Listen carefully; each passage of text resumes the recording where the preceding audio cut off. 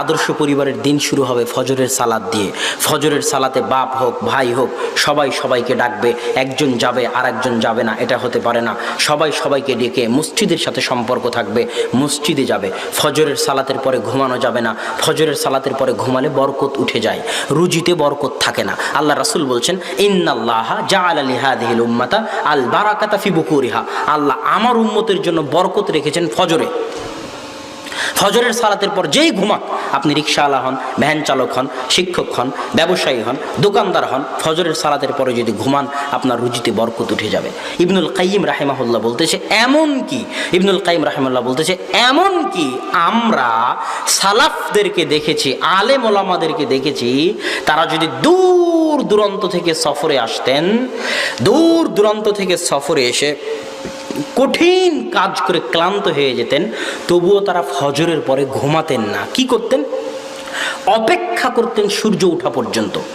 সূর্য ওঠার পরে তারা ঘুমাতেন, যত কষ্টই হোক। কেন? সূর্য ওঠা পর্যন্ত আল্লাহর বরকত অবতীর্ণ হতে থাকে পৃথিবীতে।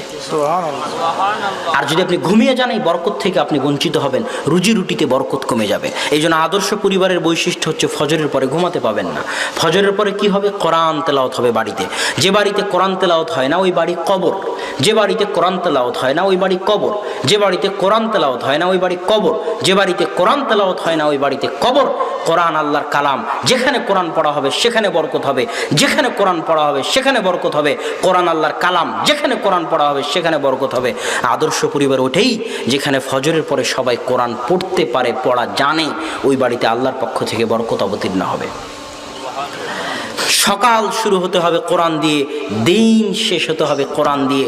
আপনি যদি দোকানদারও হন তো দোকান খুলে আগে কোরআন তেলাওয়াত করবেন, আপনার দোকানে বরকত হবে।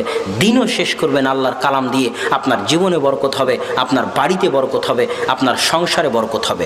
আদর্শ পরিবারের আরও কিছু গুরুত্বপূর্ণ বৈশিষ্ট্য, মেহমানদারির অভ্যাস থাকতে হবে, মানুষকে দেওয়ার অভ্যাস থাকতে হবে। যেটা আপনি দিবেন ওটা আপনি দিয়েন না, এটা আমার পরামর্শ।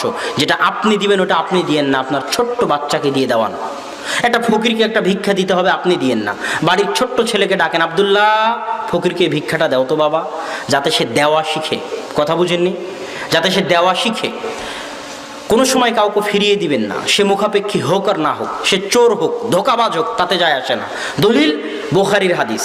বুখারীর হাদিসে আল্লাহ 3 জন বনি ইসরাইলের লোককে পরীক্ষা করার জন্য ফেরেশতা পাঠিয়েছিলেন। হাদিস জানেন তো? সবার জানা আছে না? তো ওই ফেরেশতা কি আসলেই ফকির ছিল? মিথ্যা, ফকির ছিল না তো। ওই ফেরেশতা কি আসলেই গরিব ছিল? ছিল না তো। ওই ফেরেশতা অভিনয় করে এসে বলতেছে আমি গরিব, আমি মুসাফির, আমার টাকা হারিয়ে গেছে, আমাকে কিছু দেন।